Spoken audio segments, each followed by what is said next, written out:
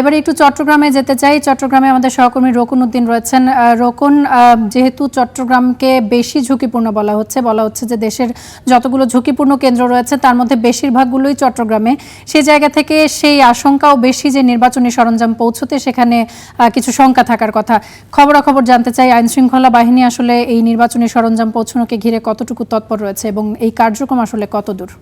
ধন্যবাদ তামান্না। আসলে এখানে যে শঙ্কার কথা বলা হচ্ছে, তবে আইনশৃঙ্খলা রক্ষাকারী বাহিনীর পক্ষ থেকে যেটি বলা হচ্ছে যে সেই যাতে নিরাপদে ভোটাররা ভোট দিতে পারেন এবং শঙ্কাবিহীন যাতে নির্বিঘ্নে তারা যাতে তাদের যে ভোটাধিকার প্রয়োগ করতে পারেন সেই বিষয়টি তারা নিশ্চিত করবেন। এই লক্ষ্যেই মূলত চট্টগ্রামের বিভিন্ন জায়গায় পুলিশের তল্লাশিও চলছে এবং তাদের এখন আমার পিছনে যেটি দেখতে পাচ্ছেন যে ভোটের যে সরঞ্জামাদি সেটা কিন্তু তারা বিভিন্ন জায়গায় কিন্তু পৌঁছাবেন। গতকাল কিন্তু উপজেলা শহরের যে কেন্দ্রগুলো রয়েছে সেখানে কিন্তু তারা ভোটের যে সরঞ্জামাদি সেগুলো পৌঁছে দিয়েছেন এবং নিশ্চিত নিরাপত্তার মাধ্যমে। এবং আমরা যেটি দেখছি যে এখন আমি যে জায়গায় আছি এটি জেলা স্টেডিয়াম। এখানে 5টি আসনের আংশিক কিছু আসন এবং বিভাগীয় কমিশনারের যে দায়িত্বে যে আসনগুলো রয়েছে সেখানে মূলত এই যে ভোটের যে সরঞ্জাম সেগুলো কিন্তু পৌঁছে দেওয়া হবে। একটু পরেই হয়তো 11টা নাগাদ এই সরঞ্জামাদি বিতরণ করা হবে। তো তারা যেমনটি বলছেন যে আসলে ভোটের যে পরিবেশ যাতে ঠিক থাকে, যাতে সুন্দরভাবে সাধারণ ভোটাররা ভোট প্রয়োগ করতে পারেন সেই বিষয়টি তারা আসলে নিশ্চিত করবেন। এবং আমরা একটু আগে দেখেছি যে আসলে ডগ স্কোয়াডের মাধ্যমে কিন্তু এখানে ভোটের যে ইয়েগুলো রয়েছে, সরঞ্জামাদিগুলো রয়েছে সেগুলো তারা কিন্তু দেখেছেন এবং তারা মহড়া দিয়েছেন এখানে আসলে।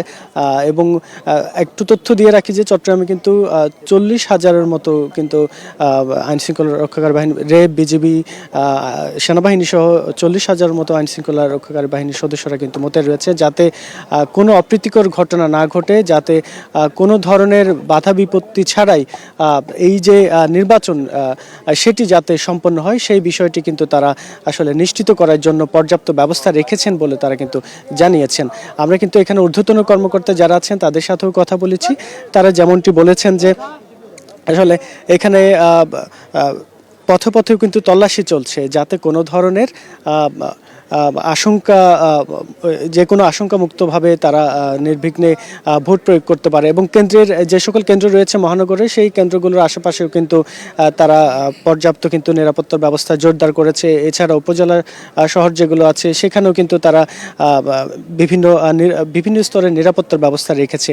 চট্টগ্রামে কিন্তু 16টি আসনে, এই 16টি আসনে কিন্তু আমরা দেখেছি যে সেনাবাহিনীর টহল, বিভিন্ন ক্যাম্পও কিন্তু ছোট ছোট ক্যাম্প বসিয়েছেন তারা, বিভিন্নভাবে নিরাপত্তার ব্যবস্থা কিন্তু তারা রেখেছেন। এছাড়া যদি বলি যে চট্টগ্রামের যে সকল এখানে যেহেতু একটি বাণিজ্যিক শহর, এখানে কিন্তু বিভিন্ন জায়গা থেকে মানুষজন এখানে আসেন এবং ব্যবসা বাণিজ্য করেন, এখানে বসবাস করেন। তারা কিন্তু গতকাল থেকে কিন্তু আমরা দেখেছি বিভিন্ন জায়গায় তাদের ভোট প্রয়োগ করার জন্য তারা কিন্তু বাড়ির উদ্দেশ্যে রওনা দিয়েছেন। তো এই ছিল চট্টগ্রামের জেলা স্টেডিয়াম থেকে ভোটের যে সরঞ্জামাদি এবং সার্বিক যে পরিস্থিতি সেখানকার সর্বশেষ তথ্য। তামান্না। অসংখ্য ধন্যবাদ রোকন আমাদের সঙ্গে যুক্ত হবার জন্য। দর্শক, এই মুহূর্তে একটু নারায়ণগঞ্জে যেতে চাই, একই খবর জানতে চাই। নারায়ণগঞ্জে আমাদের সহকর্মী রয়েছেন সোহেল রানা, তার কাছ থেকে। সোহেল রানা, আমরা আমাদের নানান জায়গা থেকে আমাদের সহকর্মীদের সঙ্গে যুক্ত হয়েছিলাম, সেখানে ভোটের সরঞ্জাম পৌঁছেছে কিনা সেই খবরাখবর জানছিলাম, সেই সাথে আইন শৃঙ্খলা পরিস্থিতিও জানছিলাম। আপনি যেখানে রয়েছেন সেখানকার খবরাখবর সম্পর্কে জানতে চাই। নারায়ণগঞ্জ জেলা নির্বাচন অফিসে ভোট গ্রহণের জন্য যে নির্বাচনের সরঞ্জামাদি কেন্দ্রে কেন্দ্রে পৌঁছানোর কথা, সেই সরঞ্জামাদি পৌঁছানোর জন্য সব ধরনের প্রস্তুতি সম্পন্ন করা হয়েছে। এর মধ্যে এই কার্যক্রম শুরু হয়েছে। আমরা যদি একটু দেখাবো যে নারায়ণগঞ্জ নির্বাচন অফিসের একটি কক্ষে বিভিন্ন জায়গায় পাঠানোর জন্য নির্বাচনী সরঞ্জামগুলো এখানে প্রস্তুত রাখা হয়েছে। একটু বলে রাখি, এখান থেকে কিন্তু 2টি আসনের নির্বাচনী সরঞ্জামগুলো পাঠানো হচ্ছে।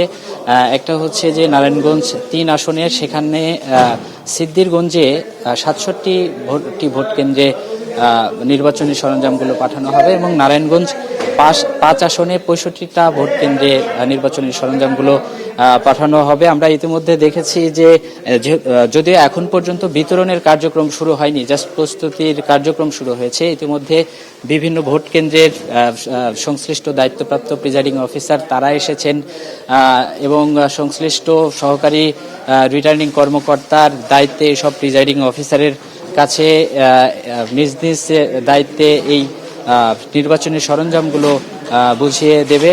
এবং যদি নিরাপত্তার কথা বলি, এই বিভিন্ন ভোট কেন্দ্রে নির্বাচনী সরঞ্জামগুলো পাঠানোর জন্য যে পরিবহন ব্যবস্থা রাখা হয়েছে সেখানেও কিন্তু কঠোর নিরাপত্তা বলয় তৈরি করা হয়েছে। সেখানে পুলিশের পাশাপাশি আনসার সদস্য এবং অন্যান্য আইন শৃঙ্খলা বাহিনীর কড়া তত্ত্বাবধানে কড়া নিরাপত্তায় বিভিন্ন ভোট কেন্দ্রে এই সরঞ্জামাদি পাঠানো হবে।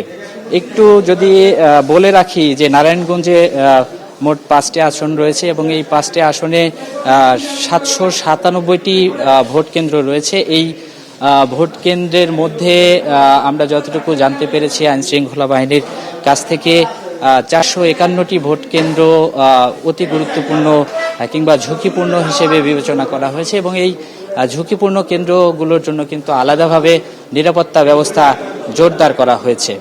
তো এই ছিল সবশেষ পরিস্থিতি নারায়ণগঞ্জ থেকে। সোহেল রানা, অসংখ্য ধন্যবাদ আপনাকে আমাদের সঙ্গে যুক্ত হবার জন্য।